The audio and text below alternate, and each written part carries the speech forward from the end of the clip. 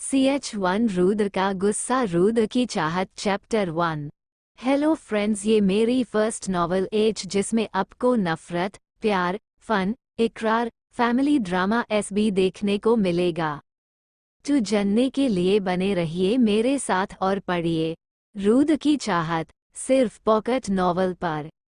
कहानी की शुरुआत में हम एक आवाज सुनते हैं, ओ महारानी उठ जाओ, सुबह के 8 बज रहे हैं और तुम हो कि अब तक घोड़े बेचकर सो रही हो। नीचे तुम्हारे मामा जी कब से तुम्हारा इंतजार कर रहे हैं। तभी एक प्यारी सी आवाज आती है, प्लीज सोने दो ना माँ, क्योंकि वैसे भी मैं कल रात में देर से सोई थी। लेकिन तभी उसकी माँ ब्लैंकेट को हटा देती हैं और उसमें से खूबसूरत चेहरा बाहर आता है, जिसकी झील से गहरी आंखें, दूध जैसा गोरा रंग, गुलाब की पंखुड़ी से होठ जैसे भगवान ने उसे बड़ी ही फुर्सत से बनाया हो। उसकी जुल्फें उसके चेहरे पर आ रही थी जो उसकी खूबसूरती को बढ़ा रही थी। वो अपने बिस्तर से उठते हुए बोली, हाँ माँ मैं उठ गई, अब तो गुस्सा मत करो। ये है हमारी कहानी की हीरोइन रिया ठाकुर, जिसकी उम्र 22 साल है। रिया अब उठकर अपनी माँ के पास जाकर उन्हें गले लगाते हुए प्यार से कहती हैं, good morning my sweet mom.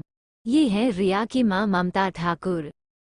ममता जी अब प्यार से रिया के सर पर हाथ फेरते हुए कहती हैं, गुड मॉर्निंग मेरी गुड़िया, अब चलो जल्दी से तैयार होकर नीचे आ जाओ, सब लोग तुम्हारा इंतजार कर रहे हैं। और ये कहकर ममता जी कमरे से बाहर चली जाती हैं और रिया वो बाथरूम में चली जाती हैं। तभी दूसरी तरफ एक लड़का बहुत गुस्से में सोफे पर बैठा हुआ था और उसके सामने खड़ा हुआ आदमी डर से कांप रहा था। और वो आदमी जैसे ही कुछ कहने को हुआ, तभी एक जोरदार और गुस्से से भरी आवाज उसके कानों में पड़ी। सोफे में बैठा आदमी गुस्से से बोलता है, तुम लोगों के होते हुए किसकी इतनी हिम्मत हुई कि वो मेरे बड़े भाई को धमकी देकर चला गया, और तुम लोग नालायकों के जैसे सब कुछ शांति से खड़े होकर देखते रहे।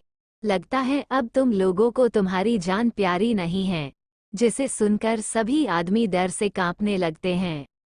ये लड़का कोई और नहीं बल्कि हमारी कहानी का हीरो रुद्र प्रताप सिंह है, जो बहुत ही हैंडसम है। उसकी मस्कुलर बॉडी, 6.6 हाइट, गोरा रंग और शार्प और हैंडसम फेस को किसी सुपरस्टार से कम नहीं है। को भी उसे देखे तो बस देखता ही रह जाए। रुद्र ने ब्लैक शर्ट और ब्लैक जीन्स पहनी हुई हैं और उसके शर्ट के ऊपर के 2 बटन भी खुले हैं, जिससे उसका मस्कुलर सीना दिख रहा था, जो उसे और भी अट्रैक्ट बना रहा था।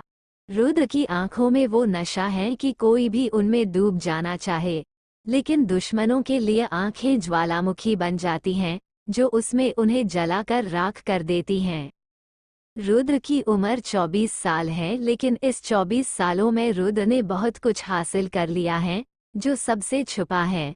रुद्र के लिए उसका सब कुछ उसके बड़े भैया और उसका छोटा सा परिवार है। रुद्र के परिवार में उसके बड़े भैया राजवीर प्रताप सिंह और उनकी छोटी सी बेटी, जिसे रुद्र अपनी जान से ज्यादा चाहता है। रुद्र की परिवार में उसकी भाभी, माँ और दादी जी भी है। रुद्र के भैया राजवीर सिंह एक बहुत बड़े बिजनेसमैन है, जो दिल्ली के सबसे बड़े बिजनेसमैन में से एक है। ये है रुद्र का परिवार, जो रुद्र की जान है और रुद्र इनके लिए कुछ भी कर सकता है। ये तो हो गई रुद्र के परिवार की बात, बाकी के बारे में हम आगे की स्टोरी में जानेंगे। प्रेजेंट टाइम, रुद्र के सामने खड़ा आदमी डरते हुए रुद्र से कहता है, बॉस वो इंस्पेक्टर र। लेकिन इसके आगे वो आदमी कुछ कहता, इससे पहले ही रुद्र चिल्लाकर कहता है, बकवास बंद करो अपनी, जिससे वो आदमी अपना सर झुकाकर खड़ा हो जाता है। रुद्र गुस्से से इस आदमी से कहता है, मुझे कल तक उस एसपी की पूरी जानकारी अपनी चाहिए। जिससे वो आदमी डरते हुए कहता है, काम हो जाएगा बॉस। रुद्र अब गुस्से से चिल्लाकर कहता है, दफा हो जाओ मेरी नज़रों के सामने से, और तब तक दिखाई नहीं देना जब तक इस एसपी की डिटेल्स तुम्हारे हाथ में ना हो। रुद्र को इतने गुस्से में देखकर सभी लोग वहां से भागने में ही अपनी भलाई सोचते हैं। और तुरंत वहां से गायब हो जाते हैं, मतलब चले जाते हैं। इधर दूसरी तरफ तैयार होकर नीचे आती हैं तो देखती हैं कि उसके मामा जी अपने परिवार के साथ उसके घर आए हुए हैं। रिया उन्हें देखकर दौड़ते हुए उनके पास जाती है और जाकर रागनी को जोर से गले लगा लेती हैं। रागनी भी रिया को खुश होते अपने लगाकर कहती है, आज कितने दिनों बाद मिली हूँ मैं अपनी छोटी शैतान से। ये हैं रागनी, रिया के मामाजी की बेटी हैं, जो रिया से 2 साल बड़ी हैं। अब हम रिया के परिवार के बारे में जानते हैं। रिया के परिवार में रिया की मां ममता जी और उसकी छोटी बहन सुमन है, और बाकी उसकी मां का परिवार है, उसके 2 मामाजी और उनकी फैमिली। रिया के बड़े मामा जिनका नाम सूरजभान ठाकुर हैं और वो पुलिस में एसपी की पोस्ट पर हैं, रागनी इन्हीं की बेटी हैं। रिया के छोटे मामा एक बिजनेसमैन हैं जिनका नाम चंद्रनारायण ठाकुर है और इनका एक बेटा है अमित ठाकुर। रिया सबसे मिल रही थी तभी वहां पर रिया की मां और सुमन, रिया की छोटी बहन, किचन से बाहर आती हैं और उनके हाथ में नाश्ता होता है। रिया की मां बोलती है, चलिए अब बहुत बातें हो गई, अब सब लोग आकर पहले नाश्ता करें। तो सूरजभान जी खुश होते हुए ममता जी से बोलते हैं, दीदी नाश्ता तो बाद में भी हो जाएगा, पहले आप सबका मुंह मीठा करवाएं। सूरजभान जी की बात सुनकर ममता जी कंफ्यूज होती हैं और कहती हैं, लेकिन किस खुशी में। सूरजभान जी रागनी के सर पर हाथ रखते हुए कहते हैं, अरे हमारी रागनी का रिश्ता जो पक्का हो गया है, और लड़के वाले भी बहुत अच्छे और पैसे वाले हैं। हमारी रागनी तो पहली नज़र में ही उन्हें भा गई और उन्होंने तुरंत रिश्ता पक्का कर दिया। सूरजभान जी की बात सुनकर रिया खुश होते हुए रागनी को गले लगाते हुए कहती हैं, कॉन्ग्रेट्स दीदी, अब तो मैं आपकी शादी में बहुत डांस करने वाली हूँ और बहुत मस्ती करूँगी। जिसे सुनकर सभी लोग हंसने लगते हैं और फिर रिया की मामी गौरी जी उसके पास आते हुए रिया से कहती हैं, 1 मिनट बेटा, आप तो अभी से पूरी खुश हुए जा रही हैं, अभी अपनी खुशी को बचा कर रखो, क्योंकि हमारे पास आपके लिए एक सरप्राइज है। जिसे सुनकर सिमर एक्साइटेड होते हुए कहती हैं, मामी जी क्या सरप्राइज है, प्लीज बताइए ना, मुझे भी जानना है। तो गौरी जी खुश होते हुए बताती है कि सिर्फ रागनी नहीं बल्कि रिया का रिश्ता भी पक्का हो गया है। जिसे सुनकर तो रिया के होश ही उड़ जाते हैं और रिया शॉक होते हुए, क्या रिश्ता पक्का हो गया है और वो भी मेरा? आप मेरे साथ मजाक तो नहीं कर रही है ना मामी जी? गौरी जी हंसते हुए कहती हैं, भला हम आपसे मजाक क्यों करेंगे बेटा, है बिल्कुल सही कह रहे हैं। लड़का एक बिजनेसमैन है और उसने खुद तुमसे शादी के लिए पहले हमसे बात की है और वो तुम्हें पसंद भी करता है। ये सुनकर तो रिया की आंखें बड़ी हो जाती हैं। तभी रागनी रिया के पास आते हुए कहती हैं, हम एक और खुशी की बात बताएं, और वो ये है कि वो कपिल का रिश्तेदार हैं। कपिल रागनी का मंगेतर हैं, जिसकी उससे शादी होने वाली है। ये सब सुनकर रिया सबसे कहती है, आप लोग ऐसा कैसे कर सकते हैं? आपको तो पता है कि मैं अभी शादी नहीं करना चाहती हूँ, क्योंकि मुझे अभी अपनी पढ़ाई पूरी करनी है, अपने सपने पूरे करने हैं। रिया की बात सुनकर गौरी जी रिया से कहती हैं, लेकिन बेटा वो तुम्हें तुम्हारे सपने पूरे करने में पूरी मदद करेगा और तुम अपनी पढ़ाई भी कर सकती हो। रिया अब सबकी तरफ देखते हुए कहती है, मैं अभी शादी नहीं करूंगी बस, और वहां से सीधे अपने कमरे में चली जाती हैं। तो दोस्तों अब क्या होने वाला है आगे? आखिर कौन है रुद्र और किसने उसके भैया को धमकी दी है? आखिर कैसे होगी रुद्र और रिया की मुलाकात? क्या रिया शादी के लिए तैयार होगी? आगे क्या होगा जानने के लिए पढ़ते रहे मेरे साथ। रुद्र की चाहत, सिर्फ चटू रिया का शादी के लिए हाँ कहना। अब तक हमने पढ़ा, रिया के घर में उसके मामाजी अपने परिवार के साथ आते हैं, जहां पर वो सबसे बताते हैं रिया के लिए एक अच्छा रिश्ता आया है और जिसके लिए उन्होंने हाँ कर दी है। लेकिन रिया अभी शादी करने से मना कर देती हैं। और रुद्र अपने लोगों से उस एसपी का पता लगाने के लिए कहता है जिसने उसके भैया को धमकी दी है। अब आगे रिया के वहां से जाने के बाद गौरी जी ममता जी के पास जाकर उनके कंधे पर हाथ रहते हुए उनसे कहती हैं, दीदी आपको तो पता है कि हम जो भी करेंगे अपनी बच्ची के भले के लिए करेंगे, और वैसे भी लड़का बहुत अच्छा है, और सबसे अच्छी बात तो ये है कि हमारी दोनों बच्चियां खुश रहेंगी और साथ में रहेंगी। ममता जी अब गौरी जी कुछ भी नहीं कहती हैं और बस रिया के कमरे के तरफ देखती रहती हैं, जहां से रिया अपना बैग लेकर चली आ रही थी। रिया अब ममता जी के पास आकर कहती हैं, माँ मैं अवनी से मिलने जा रही हूँ, थोड़ी देर में घर वापस आ जाऊंगी।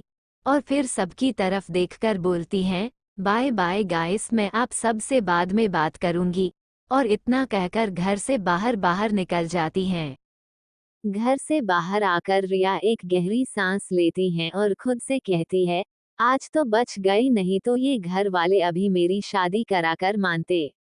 और फिर कुछ देर सोचने के बाद रिया अपना मोबाइल निकालती हैं, एक नंबर पर कॉल करती है, तो दूसरी तरफ से एक आवाज आती है, बोलो मेरी जान आज कैसे याद आ गई इस नाचीज की।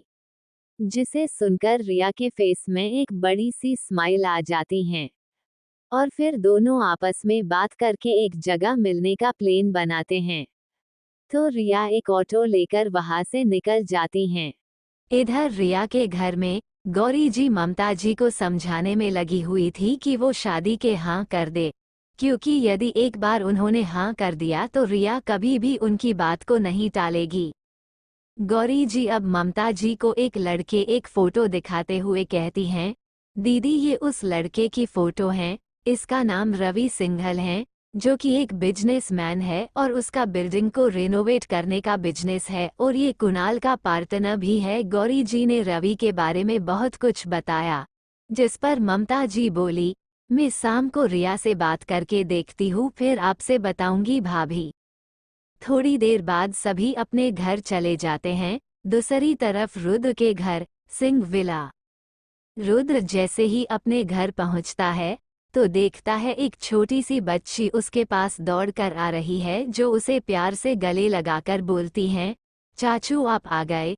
बच्ची को देखकर रुद्र के फेस में एक प्यार सी स्माइल आ जाती है और वो उसे अपनी गोद में उठाकर गाल पर चूमते हुए कहता है, हाँ, और वैसे भी चाचू कब तक अपनी मिष्टी से दूर रह सकते हैं। मिष्टी अब प्यार से बोलती हैं, आपको पता है मिष्टी ने आपको बहुत मिस किया। चाचू ने भी अपनी मिष्टी को बहुत मिस किया। फिर दोनों एक दूसरे की शक्ल देखते हैं और हंसने लगते हैं, जिनकी आवाज सुनकर घर के सभी लोग बाहर आ जाते हैं। दोनों को ऐसे देखकर रुद्र की दादी अनीता जी बोली, आ गया बड़ा शैतान, एक को ही संभालना तो मुश्किल था, अब दूसरा भी आ गया, अब पता नहीं क्या होगा घर का। जिनकी बात सुनकर सभी लोग हंसने लगते हैं और मिष्टी अनीता जी के तरफ प्यार से देखते हुए कहती है, चिल बेबी, अभी तो हमने कुछ शैतानी की भी नहीं और आप अभी से नाराज होने लगी। It's too bad. Rudra Mishti के तरफ देखते हुए कहता है, You're right my darling। जिस पर अनीता जी बोलती हैं, बस ज्यादा नोटंकी करने की जरूरत नहीं है, तुम लोग हर बार ऐसे ही करते हो। रुद्र अब अनीता जी के पास जाते हुए बोलता है, ओ मेरी डार्लिंग नाराज हो गई, जबकि मैं तो अपनी डार्लिंग से कितना प्यार करता हूँ, भला मैं क्यों परेशान करूँगा अपनी डार्लिंग को। अनीता जी अब बोलती हैं, हाँ पता है, मुझे मत बता, और जाके अपने रूम में फ्रेश होकर नीचे आ, सब साथ में लंच करते हैं, जिससे रुद्र अपने रूम में चला जाता है। दूसरी तरफ कैफे में एक लड़की साइड टेबल में बैठकर किसी का इंतजार कर रही थी।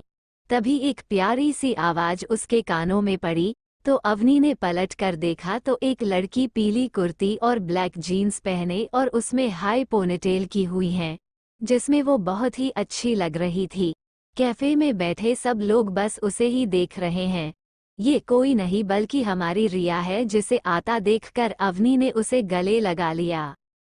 फिर दोनों जाकर अपनी टेबल पर बैठती हैं और कॉफ़ी का ऑर्डर करती हैं। ऑर्डर देने के बाद अवनी बोली, बोल क्या बात है, और तेरा मूड खराब क्यों है? जिस पर रिया ने उसे सब बता दिया और कहा मैं क्या करूं यार, मुझे कुछ भी समझ में नहीं आ रहा है।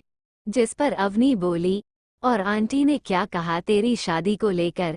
तब रिया बोली, अभी तो माँ ने कुछ भी कहा, लेकिन मुझे नहीं पता कि माँ क्या चाहती है। अगर माँ ने हाँ कर दी तो मैं क्या करूँगी, मुझे कुछ भी समझ में नहीं आ रहा है।